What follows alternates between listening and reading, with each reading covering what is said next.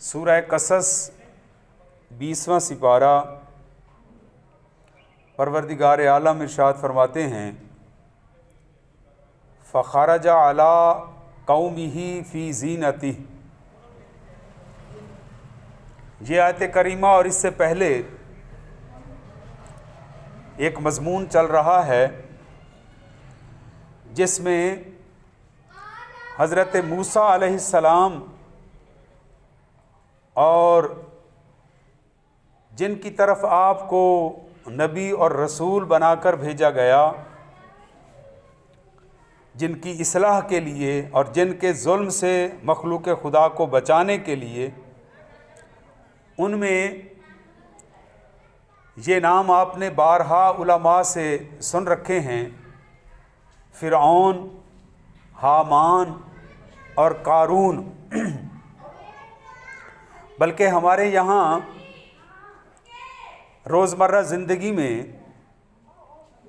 یہ نام ہم اپنے ناپسندیدہ لوگوں کو دیا کرتے ہیں۔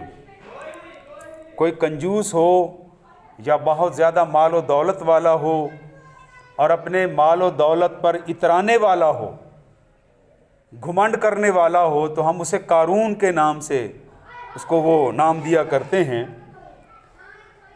تو پروردگار عالم نے اس ضمیر فروش اور قوم فروش کا ذکر قرآن پاک میں اس لیے کیا تاکہ امت مصطفیٰ اس کے کردار کو سمجھ کر اس سے بچنے کی کوشش کرے اور وہ کردار اختیار کرے جو اللہ کو پسندیدہ ہے۔ فرعون کے بارے میں تو آپ جانتے ہیں، وہ بڑا ہی مغرور قسم کا بادشاہ تھا اور اس نے اپنی جھوٹی خدائی کا ڈھونگ بھی رچا رکھا تھا۔ لیکن قارون جیسے لوگ، حالانکہ یہ قارون بنی اسرائیل میں سے تھا، یہ مصریوں کا، یہ مصری نہیں تھا، یہ فرعون کی نسل سے نہیں تھا یا اس کی قوم سے تعلق نہیں رکھتا تھا، یہ حضرت موسیٰ علیہ السلام کا قریبی رشتہ دار تھا، بنی اسرائیل میں پیدا ہوا اور تورات کا یہ حافظ تھا، عالم تھا۔ جب اس کے پاس ناداری تھی یا غربت کا وقت تھا تو یہ تورات فر پڑھا کرتا تھا، لیکن جب اللہ کی طرف سے اسے مہلت دی گئی اور فرعون نے اس کو اپنا ہمنوا بنانے کے لیے اس پر اپنے خزانوں کے دروازے کھول دیے، روز بروز اس کی دولت میں اضافہ ہوتا گیا اور یہ مملکت کا ایک مہرہ ثابت ہوا، بجائے حضرت موسیٰ علیہ السلام کا ساتھ دیتا یہ فرعون کا ساتھی بن گیا اور فرعون اس کو اسی بات کے عوض پیسے دیا کرتا تھا کہ تو بنی اسرائیل کو میری خدائی ماننے پر تیار کرتا رہے، انہیں سمجھاتا رہے کہ یہی ہمیں سب کچھ دینے والا ہے، یہی ہمارا خدا ہے معاذ اللہ۔ تو یہ حضرت موسیٰ علیہ السلام کی خدمت کرنے کی بجائے، آپ کے نظریے اور سوچ پر چلنے کی بجائے، یہ فرعون کا ہم نوا بن گیا۔ قرآن پاک نے اس کا نقشہ کھینچا ہے، فرمایا فخرج علی قومہ فی زینتہ۔ جب اس کے پاس مال و دولت کا اضافہ ہو گیا تو یہ ایک دن اپنی قوم کے سامنے بڑے زیب و زینت کے ساتھ، بڑی اعلیٰ شان سواری کے ساتھ نکلا۔ اب یہاں قرآن کریم نے ہمیں سمجھانے کی ایک سعی فرمائی ہے کہ آج کل بھی کچھ لوگ امیروں کو دیکھ کر ان جیسا بننے کی کوشش کرتے ہیں، حسرت کے ساتھ دیکھتے ہیں کہ کاش ہم بھی ایسے ہوتے۔ لیکن جو بندے اللہ کے ہیں، جن کی نظر میں دنیا کی زیب و زینت یا مال و دولت کی کوئی وقت نہیں ہے، وہ یہ کہتے ہیں کہ ہمیں ان امیروں سے کیا غرض، ہمیں تو اللہ کا بندہ بننا چاہیے۔ قرآن پاک نے بھی یہاں یہی فرمایا ہے۔ جو لوگ قارون کی ٹھاٹھ باٹھ دیکھ کر حسرت کرنے لگے کہ کاش ہم بھی اس جیسے ہوتے، قرآن کریم نے ان کی رہنمائی فرمائی، فرمایا قارون جیسے بننے کی کوشش نہ کرو، بلکہ موسیٰ کی طرح اللہ کے بندے بننے کی کوشش کرو، اور ابھی اس کا انجام دیکھ لینا۔ لیکن چونکہ دماغ، سوچ اگر خراب ہو، پراگندہ ہو، بندہ نیکوں کے پاس بیٹھے گا تو نیک صلاح اس کے ذہن میں آئے گی، اچھی سوچ اس کے ذہن میں آئے گی۔ اگر وہ غلط قسم کے لوگوں کی صحبت میں بیٹھے گا تو اس کی سوچ بھی 1-2 دنوں کے بعد، 3 دنوں کے بعد مسلسل کبھی نہ کبھی بدل جائے گی۔ تو یہ چونکہ فرعون کا بہت ہی قریبی سمجھا جاتا تھا، تو اس نے ایک بڑا گھنونا سازش تیار کی، اور وہ یہ کہ دن بدن بنی اسرائیل والے بھی اور کچھ مصری بھی حضرت موسیٰ علیہ السلام کی طرف مائل ہونا شروع ہو گئے ہیں، یہ راستہ روکنا چاہیے۔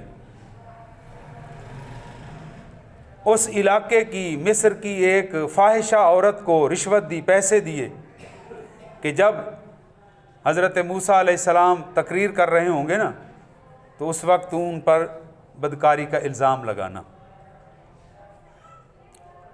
اس خاتون کو پیسے مل گئے، ایمان اس کا کمزور تھا، بک گئی۔ حضرت موسیٰ علیہ السلام شریعت پاک کے مسائل لوگوں کو بتا رہے تھے کہ چور کی کیا سزا ہے، جو بھی شرعی احکامات تورات میں اللہ پاک نے نازل فرمائے، آپ ان کی تبلیغ فرما رہے تھے۔ قارون بھی اپنے منصوبے کے مطابق اس عورت کو لے کر اور باقی فرعونیوں کو لے کر آن پہنچا۔ خطاب کے دوران ہی کہنے لگا، اے حضرت موسیٰ علیہ السلام، آپ جو بیان کر رہے ہیں کیا یہ اوروں کے لیے ہے یا آپ پر بھی اس کا اطلاق ہوتا ہے؟ آپ نے فرمایا کہ جو بھی جرم کرے گا وہ اللہ شریعت کے مطابق وہ اس کو سزا ملے گی۔ تو کہنے لگا پھر اب اپنی تقریر ذرا روکیں، اور اس عورت کی طرف اشارہ کیا، ذرا تو اٹھ کر بتا موسیٰ علیہ السلام کے بارے میں۔ وہ خاتون اٹھی، اس نے آپ پر بدکاری کا الزام لگایا۔ حضرت موسیٰ علیہ السلام کے بارے میں آپ نے قرآن و حدیث سے اور علماء سے بارہا سن رکھا ہے۔ آپ بڑے جلالی پیغمبر تھے، بڑا آپ کو جلال آتا تھا۔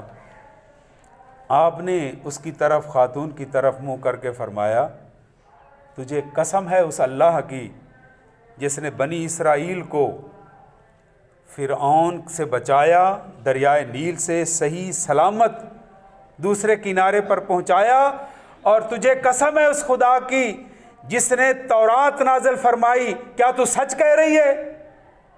وہ تھر تھر کانپنے لگ گئی، سچ منہ سے نکل گیا، حضور مجھے معافی عطا فرمائیں، مجھ سے تو یہ جھوٹ بلوا رہا تھا، یہ جو آپ کے پاس کھڑا ہے اس نے مجھے اتنے پیسوں کی پیشکش کی، آپ بھی سچے ہیں، آپ کا کردار بالکل پاک صاف ہے۔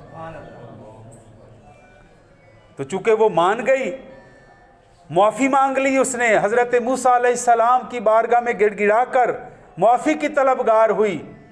اللہ کی رحمت کو بھی جوش آ گیا، اے میرے کلیم یہ اپنی غلطی مان گئی ہے، اسے معافی عطا فرما، تو معاف کر دے گا میں رب بھی سے معاف کر دوں گا۔ آپ نے اللہ کی بارگاہ میں روتے ہوئے عرض کی، مولا اس کو تو میں نے معاف کر دیا، پر جس ظالم نے یہ سارا گھنونا کردار بنا، اس کے ظلم سے، اس کے شر سے بچانے والا تو ہے، تیری مدد شامل حال نہ ہوتی تو کیا حال ہوتا؟ تو اللہ پاک کی طرف سے حکم ہوا، اے میرے کلیم ہم نے اس زمین کو تیرے لیے مسخر کر دیا ہے، یہ تیرے حکم کی پابند ہے، جس طرح تو چاہے گا یہ تیرا کہنا مانے گی۔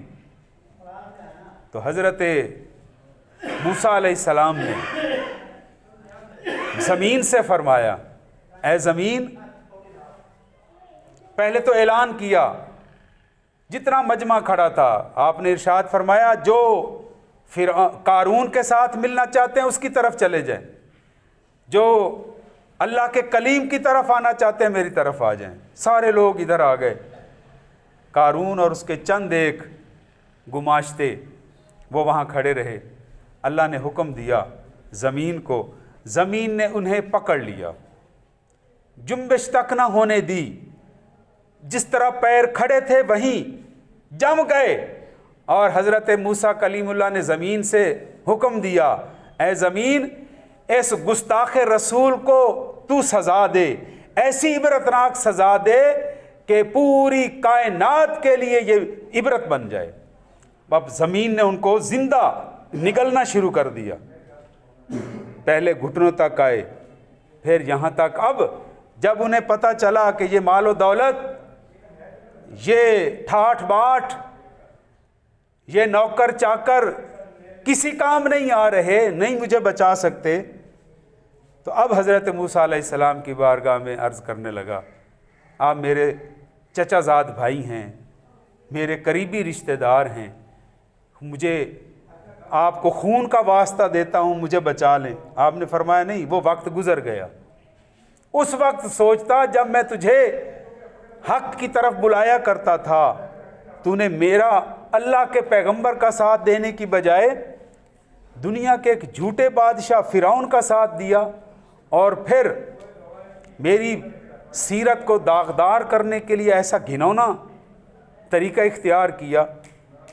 اب تو عبرت بنے گا۔ حتیٰ کہ قرآن کریم مفسرین کرام نے ان آیات کے بارے میں فرمایا کہ وہ بالکل اپنے سر تک دھنس گیا۔ کچھ لوگوں نے یہ کہا کیونکہ اس کے پاس خزانہ بہت تھا، اتنا خزانہ کہ ان خزانوں کو بند کرنے کے لیے جو تالے لگائے گئے، ان کی چابیاں اٹھانے کے لیے ایک مضبوط اور طاقتور لوگوں کا جتھا تیار کیا گیا تھا۔ کچھ لوگوں نے کہا کہ حضرت موسیٰ علیہ السلام نے شاید اس کے مال و دولت کو لینے کے لیے اس کو زمین کو حکم دیا ہے کہ اس کو اپنے اندر غائب کر لے۔ جب آپ نے یہ سنا تو اللہ کا نبی، اللہ کا پیغمبر، وہ اس شان کا مالک ہوتا ہے، اسے دنیا یا دنیا کی دولت سے کوئی غرض نہیں ہوتی، کوئی سروکار نہیں ہوتا۔ نبی پاک علیہ السلام نے اپنی ایک حدیث پاک میں بھی ارشاد فرمایا، جو حضرت بی بی فاطمۃ الزہرا رضی اللہ عنہا جب باغ فدق کا مطالبہ کرنے کے لیے امیر المومنین خلیفۃ المسلمین سیدنا ابو بکر صدیق رضی اللہ عنہ کی بارگاہ میں حاضر ہوئیں کہ مجھے میرے ابا جان کی وراثت دی جائے، تو سیدنا صدیق اکبر رضی اللہ تعالی عنہ نے حضور کی یہ حدیث پاک آپ کو پڑھ کر سنائی، بی بی جان، نبی پاک علیہ السلام کا یہ فرمان ہے کہ نبی میں اور غیر نبی میں یہی فرق ہے کہ دنیا دار جب فوت ہوتے ہیں تو وہ اپنی وراثت میں دنیا کا مال و دولت چھوڑ کر جاتے ہیں، وارث اس کو بعد میں آپس میں تقسیم کرتے ہیں، لیکن اللہ کا نبی جب دنیا سے رخصت ہوتا ہے تو وہ مال و دولت کو نہیں چھوڑ کر جاتا، وہ علم کی دولت کو چھوڑ کر جاتا ہے۔ اس نبیوں کی میراث علم ہے۔ جب حضرت خاتون جنت نے یہ فرمان سنا اپنے بابا جان کا تو برضا و خوشی واپس تشریف لے آئی، اور اس کے بعد آپ نے اس کا مطالبہ نہیں کیا۔ تو اس سے حدیث پاک سے یہ معلوم ہوتا ہے کہ انبیاء علیہم السلام تو فقط اللہ کے بندے ہوتے ہیں، چنے ہوئے بندے ہوتے ہیں، انہیں دنیا سے کوئی غرض نہیں، دنیا کے مال و دولت سے کوئی غرض نہیں۔ تو حضرت موسیٰ علیہ السلام کے کانوں تک جب یہ بات پہنچی کہ یہ لوگ یہ کہہ رہے ہیں کہ شاید قارون کی دولت کی وجہ سے اسے غرق کیا گیا ہے، تو آپ نے اللہ کی بارگاہ میں دعا کی، یا رب العالمین، جس طرح قارون زمین میں دھنس گیا ہے، اس کا مال و دولت بھی زمین میں دھنس جائے، مجھے اس کی کوئی غرض نہیں ہے۔ تو مفسرین کرام فرماتے ہیں کہ وہ اب بھی زمین کی پہنائیوں میں گہرائیوں میں اپنے مال و دولت سمیت دھنستا جا رہا ہے، غرق ہوتا جا رہا ہے۔ اور مجھے اور آپ کو یہ سبق دیا جا رہا ہے کہ دنیا، یہ مال و دولت، یہ ہاتھوں کا میل ہے۔ اصل بندے کی یا اعزاز یا اس کی خوش قسمتی یہ ہے کہ اس کا رب اس پر راضی ہو جائے۔ ہر بندہ مومن کا یہ زندگی کا پہلا اور ذری اصول ہونا چاہیے ہر کام کرنے سے پہلے کہ اس کام کے کرنے سے میرا رب راضی ہو جائے۔ اور اردو میں ایک محاورہ ہے، رب راضی تو سب راضی۔ جب رب راضی ہو جائے، ہم آج کل لوگوں کو خوش کرنے میں لگے ہوئے ہیں، لوگ خوش نہیں ہوتے۔ آپ کسی پر 99 احسان کر دیں، ایک نیکی نہ کر سکیں، موقع نہ ملے یا کوئی مجبوری کی بنا پر، تو آج کل کے بے وفا کیا کرتے ہیں، 99 نیکیاں آپ کی بھول جائیں گے، اس ایک بات کو لے کر لوگوں کو بتائیں گے اس نے میرے ساتھ بھلائی نہیں کی۔ تو لوگوں کو خوش نہیں کرنا، لوگ خود بخود خوش ہو جائیں گے۔ ہماری سوچ اور نظریہ یہ ہو کہ میرا رب بھی راضی ہو جائے، رب کا رسول بھی راضی ہو جائے۔ اور کربلا کے قاریوں نے بھی ہمیں یہی درس دیا ہے کہ دنیا ناراض ہوتی ہے تو ہو جائے، رب راضی رہے۔ اور جن پر رب راضی رہتا ہے اللہ تعالیٰ انہیں اپنا محبوب بندہ بنا لیتا ہے۔ دعا کیجئے، اس وقت ہمارے ملک میں بڑے آزمائش والے حالات ہیں، سیلاب اور پانی، دیکھیں نا، یہ پانی حالانکہ انسان کی ضرورت ہے، ہمارے جسم میں پانی کی ایک خاص مقدار رہے تو ہم تندرست ہیں۔ اگر ہیضے کی وجہ سے یا موشن لگ جائیں، پانی کی وہ مقدار کم ہو جائے تو وہی بندہ جس کا چہرہ سیب کی طرح سرخ ہوتا ہے وہ زرد نظر آنے لگ جاتا ہے۔ تو پانی، آگ، ہوا، یہ جتنی بھی چیزیں یہ اللہ پاک نے ہمارے لیے، ہماری خدمت کے لیے بنائی ہیں، لیکن پانی ہے تو اس کی ایک حد ہے، آگ ہے تو اس کی بھی ایک حد بنائی ہے، ہوا بھی ایک حد کے اندر رہے تو ہمارے لیے باعث رحمت ہے، ورنہ یہ مصیبت بن جاتی ہے۔ لیکن پوری کائنات میں جتنی چیزیں ہیں وہ ایک حد میں رہیں تو ہمارے لیے باعث رحمت ہیں۔ فقط آمنہ کے لال کی ذات پاک ہے جس کے لیے اللہ نے کوئی حد نہیں بنائی، حضور ہر وقت ہمارے لیے رحمت ہیں، اس میں کوئی حد نہیں ہے۔ بلکہ فرمایا گیا وَلَلْآخِرَةُ خَيْرٌ لَكَ مِنَ الْأُولَىٰ، اے میرے محبوب آپ کا ہر گزرا ہوا لمحہ، آپ کا آنے والا لمحہ گزرے ہوئے لمحے سے آپ کے لیے بہتر ہے۔ اور آج بھی کائنات میں حضور کا، جہاں اللہ کا ذکر ہے وہاں حضور کا ذکر بھی ہے۔